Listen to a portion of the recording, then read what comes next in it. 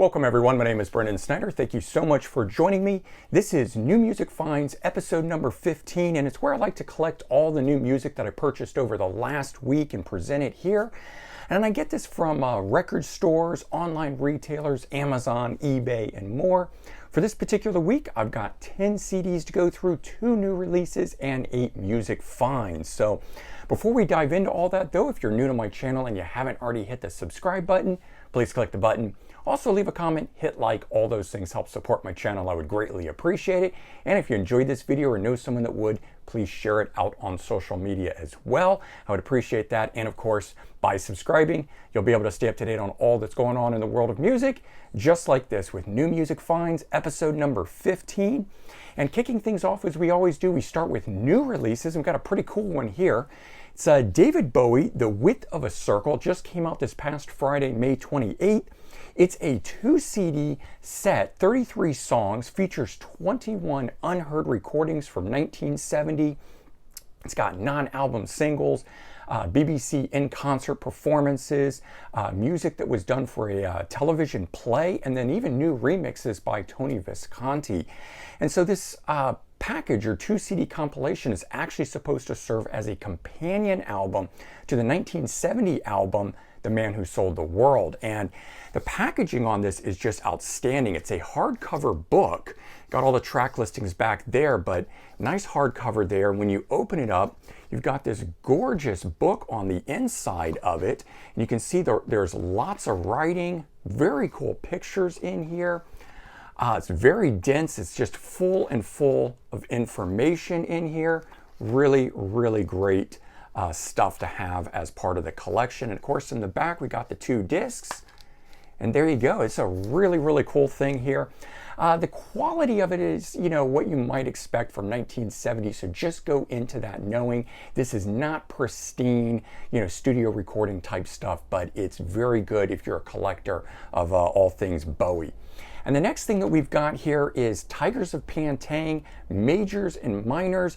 It's a new best of compilation featuring 15 tracks that span the last 4 albums, and it was recorded, or these tracks were recorded over the last 8 years with the current lineup. So kind of cool getting a compilation of this newer lineup that's been together for, the last 8 to 10 years. And it features 2 new tracks, at least new, not on any of their albums. They were B-sides, and then there is 1 orchestral version. So even if you're a fan like me and own all of the albums, it's still cool to get this collection here. And then we've got 8 things that I searched out, and let's kick that off with great Yes album here. Yes songs, I should say, live album. 1973, picked this up off of Amazon. It's the remastered version. This was their first live album, and they selected 11 live recordings between 1971 and 1972. And then they edited and remixed these tracks, sort of putting as much attention into this as they would a brand new studio album.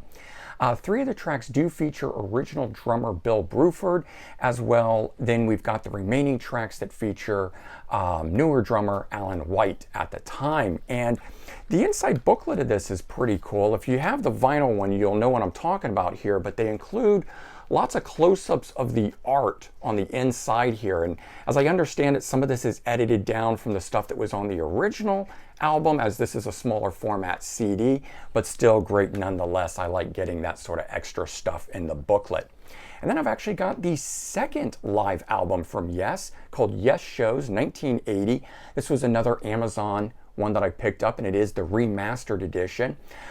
Final release before they disbanded at the time, and this one features 7 live songs that were taken from 5 different concerts. Next up is Rick Wakeman, of course the keyboardist from Yes.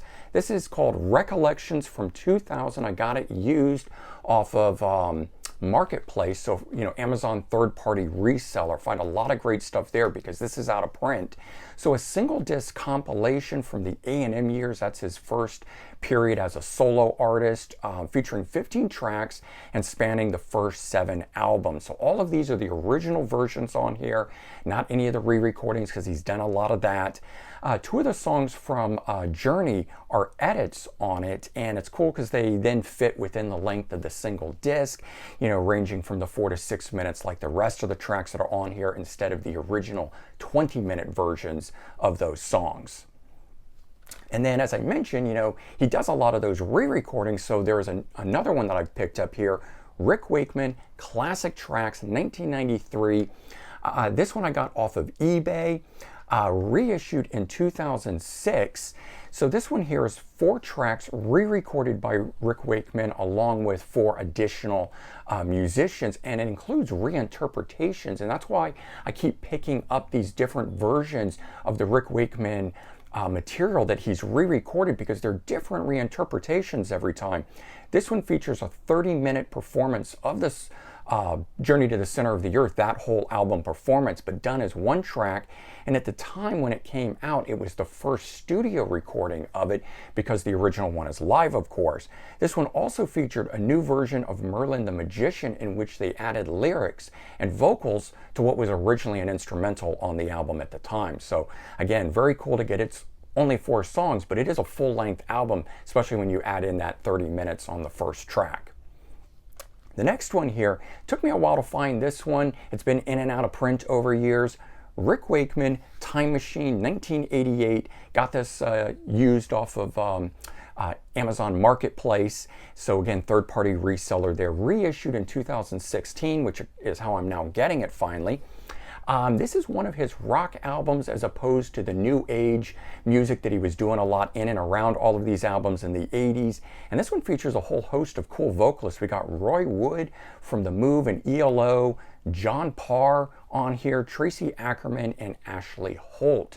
Very cool. It's a very diverse sounding rock album, but it does rock.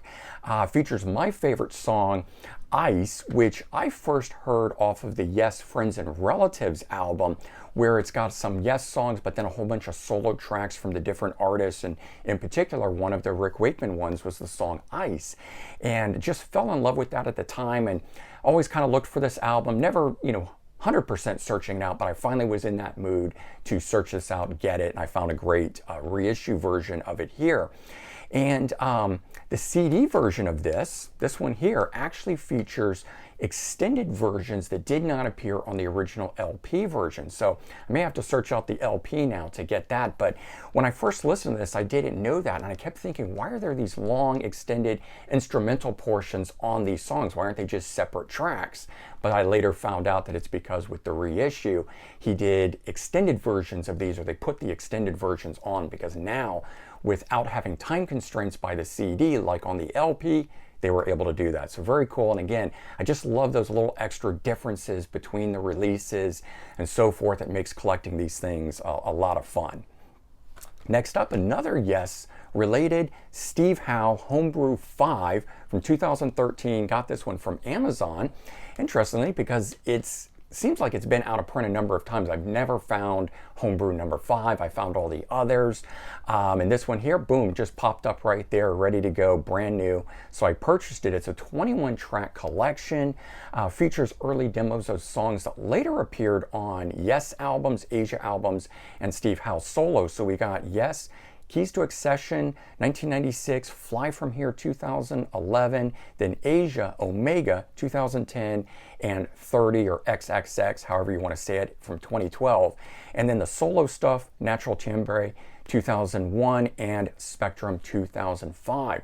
So if you're a fan like me, I happen to particularly like that period of the Fly From Here from Yes, and then the later reunion album era of Asia, Omega, through 30. And so having those tracks actually combined together on one album here makes for a very, very good listen. I'm enjoying these versions. And you can really hear how the songs developed from these demos before he brought them in, and then everyone collaborated on them. All right, and the final new release or release that I found that was at least new for me at the time, Jethro Tull, Stormwatch, 1979 album, reissued in 2020. This one here, 12th studio album, and last of the classic Jethro Tull lineup before they did the album simply called A, which was really supposed to be a solo album but later turned into a Jethro Tull album.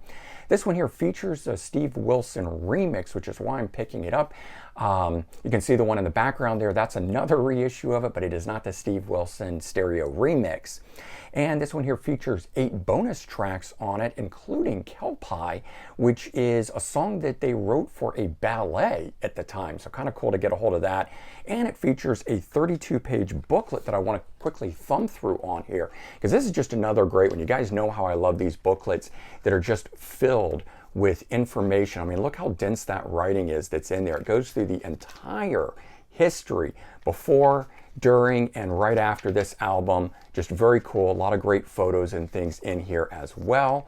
So, you know, in addition to having the music, the bonus tracks, all those sort of things, also get really great booklets with these reissues, which again is what I think makes these worthwhile to picking up. If I got to replace it, it better be remastered, there better be something bonus, and I better get a good booklet out of it. But in this case, I did. So there you go. That is New Music Finds episode number 15, and I got 10 CDs of new releases, classic live albums, and reissues, all for you guys to enjoy there. So hope you enjoyed it, and if you did, please remember to comment, like, and subscribe. And remember to check back every Wednesday for new episodes of New Music Finds. Take care, everyone. Bye-bye.